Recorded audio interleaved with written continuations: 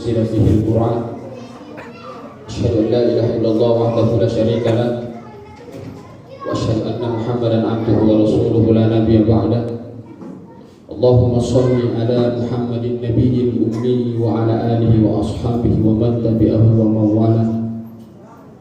قال الله تعالى في القرآن العظيم وهو أصدق القائلين يا أيها الذين آمنوا اتقوا الله حق تقاته ولا تموتن إلا وأنتم مسلمون. وقال تعالى في آية أخرى يا أيها الذين آمنوا كتب عليكم الصيام كما كتب على الذين من قبلكم لعلكم تتقون. Shadaqallahul adzim. Segala puji dan puji syukur kita panjatkan kehadirat Allah Subhanahu wa taala sebanyak tetesan air hujan. Segala puji dan puji syukur kita panjatkan kehadirat Allah Subhanahu wa taala sebanyak gugusan ombak di lautan. Segala puji dan puji syukur kita panjatkan kehadirat Dia yang menjelma dalam setiap nama dan setiap wujud, sebanyak ciptaan yang ada di langit dan di bumi dan di antara keduanya. Karena jika bukan nikmat tetesan darah, hembusan nafas, detak jantung, ayunan tangan dan langkah kaki kita pada hari ini, maka mustahil kita bisa memasuki Ramadan dan melaksanakan ibadah puasa yang nanti. Itulah sebabnya kata Allah, in ta'udduni nikmatallahi la tuhsuha. Jika ada manusia yang hendak menghitung nikmatmu, maka dia tidak akan mampu. Salah satu nikmatnya adalah kita bisa masuk ke dalam bulan suci Ramadan dan melaksanakan aktivitas puasa. Salam dan ta'zim kita kepada seluruh utusan Allah Subhanahu wa taala, bil khusus Nabiullah Muhammad sallallahu alaihi wasallam. Nabi yang karena keagungan namanya, Nabi yang karena dialah satu-satunya alasan sehingga Allah Subhanahu wa taala menggelar dan membentangkan alam semesta beserta seluruh isinya.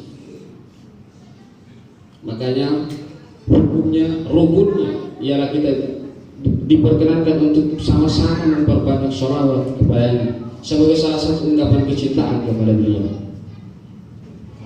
Hadirin dan hadirat yang insya Allah dimuliakan dan sama-sama dicintai oleh Allah Subhanahu wa taala.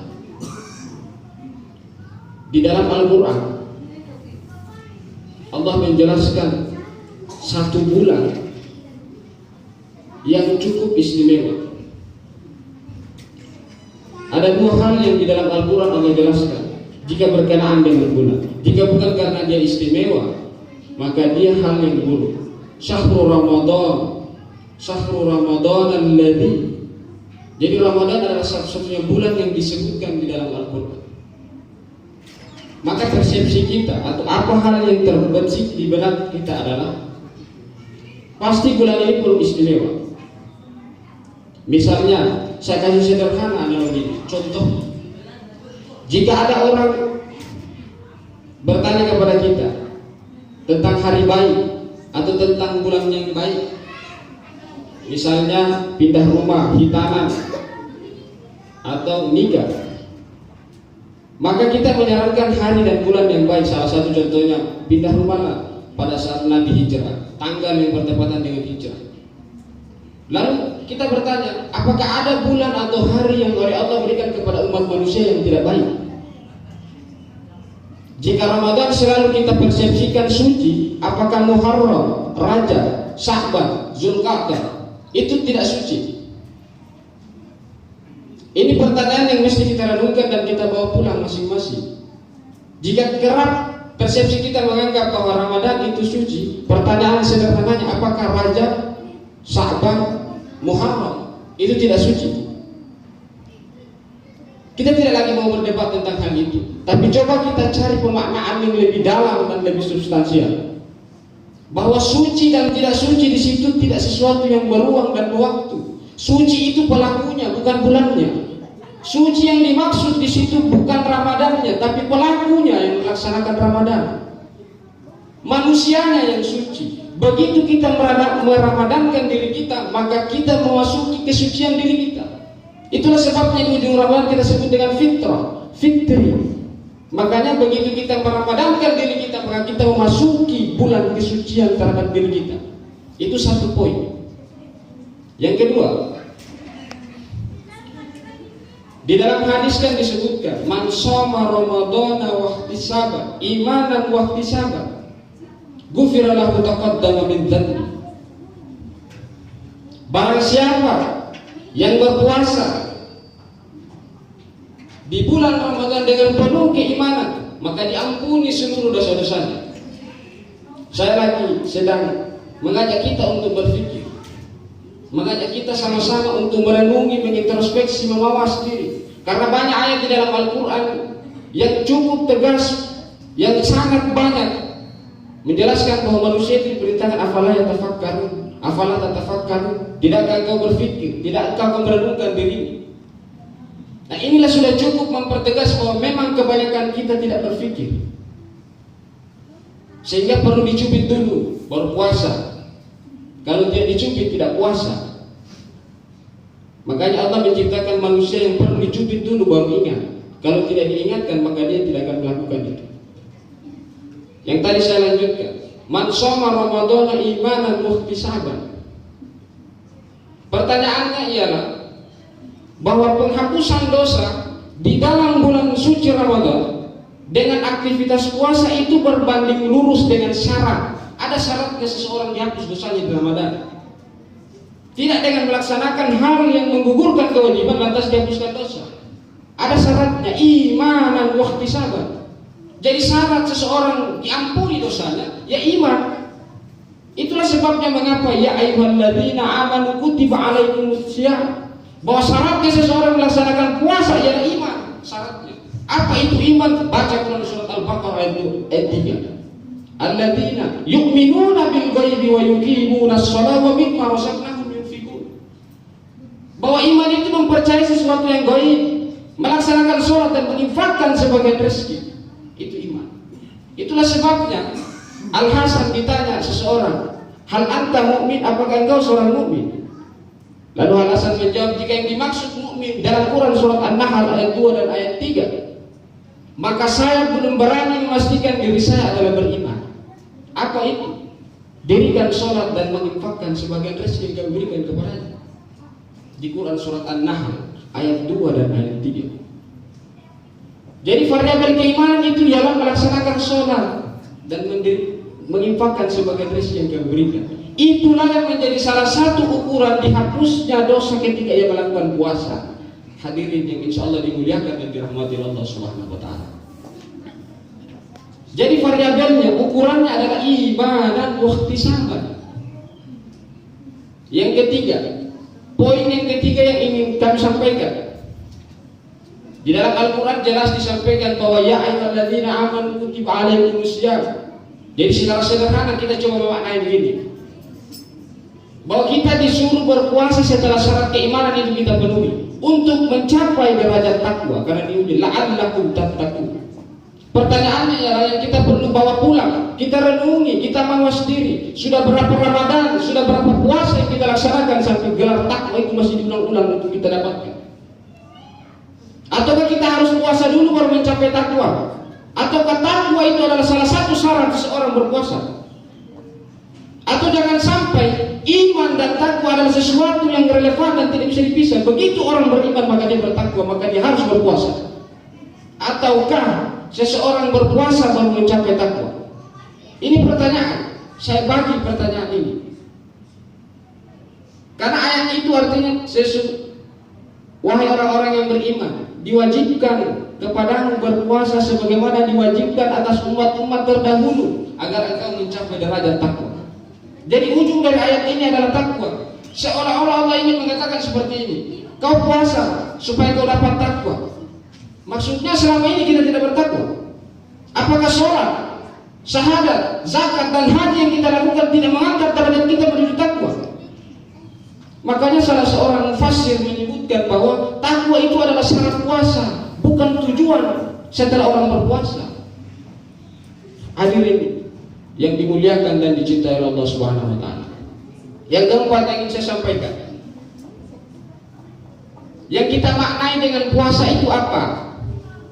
Karena pada malam hari ini saya ingin sampaikan bahwa prinsip puasa itu ialah aktivitas yang kita lakukan secara terus-menerus. Puasa secara sederhana kita paham begini, kita berhak melakukan sesuatu tetapi kita tidak melakukannya.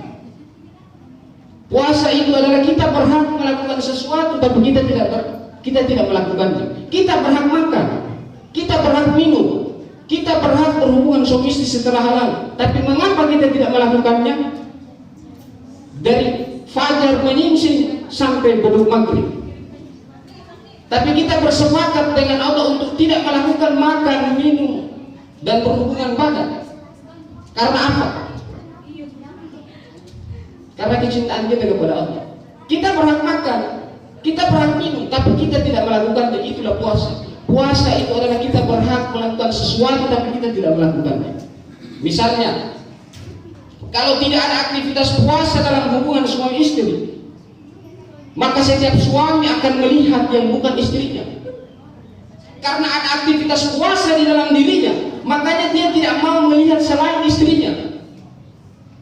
Jadi yang kita pahami soal puasa jangan hanya di Ramadan. Bahwa puasa itu di luar Ramadan esensinya, bukan di dalam Ramadan. Karena Ramadan itu adalah tazkiyatun nafs, bulan pelatihan. Contohnya seperti begini. Tentara itu ada jam-jam tertentu dia makan, ada jam-jam tertentu dia olahraga, ada jam-jam tertentu dia tidur.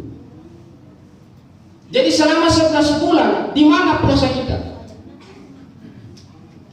Di bulan Mei di mana puasa kita? Di bulan Agustus di mana puasa kita? Atau jangan sampai puasa kita maknai adalah aktivitas di dalam bulan Ramadan, sehingga 11 bulan yang akan datang kita tidak pernah berpuasa. Itulah sebabnya kata Rasul, banyak orang yang berpuasa tapi hanya lapar dan haus yang dia dapatkan. Karena kita tidak pernah memaknai puasa lebih dalam. Kita tidak pernah memaknai puasa sebagai prinsip hidup yang terus-menerus kita lakukan. Makanya sangat baik jika kita sudah mendidik dan memahamkan anak-anak kita dari sejak awal bahwa puasa itu tidak hanya soal makan dan minum. Puasa itu soal menahan diri, tidak melihat sesuatu yang bukan miliknya, tidak mendengar sesuatu yang tidak pantas. Itu puasa. Dan aktivitas itu harusnya dilakukan 11 bulan di luar Ramadan. Jadi ini kursus kilat, Ramadan ini kursus kilat. Kursus kilat untuk mengevaluasi, mengintrospeksi sudah seberapa banyak hal yang kita lakukan sebelum masuk ke Ramadan. Sudah seberapa banyak hal yang kita tidak pantas kita dengarkan sebelum kita masuk ke Ramadan. Kita introspeksi, kita hitung-hitung. Itulah yang dimaksud dengan ikhtisaban. Ikhtisaban itu kalkulasi. Kita menghitung-hitung berapa banyak dosa yang kita lakukan, berapa margin pahala yang kita buat sebelum Ramadan, berapa margin dosa yang kita lakukan sebelum Ramadan.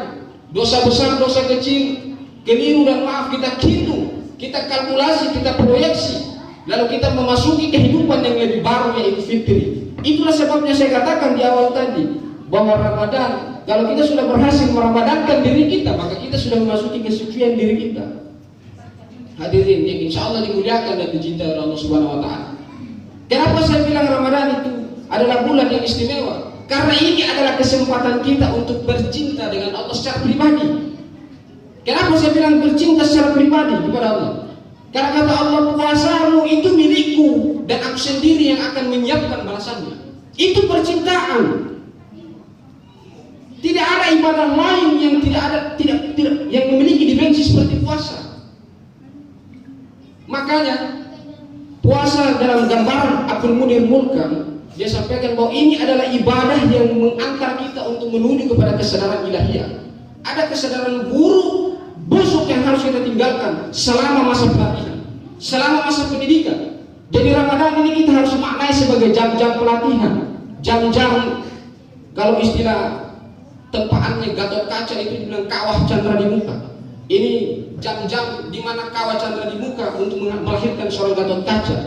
Jadi barangkali setelah Ramadan ini kita menjadi seorang Gatot Kaca yang memasuki kehidupan baru. Seluruh margin dosa, seluruh hal-hal yang kita lakukan sebelum memasuki Ramadan kita sudah tinggalkan karena kita memasuki bulan suci. Iya. Itu poin yang terakhir.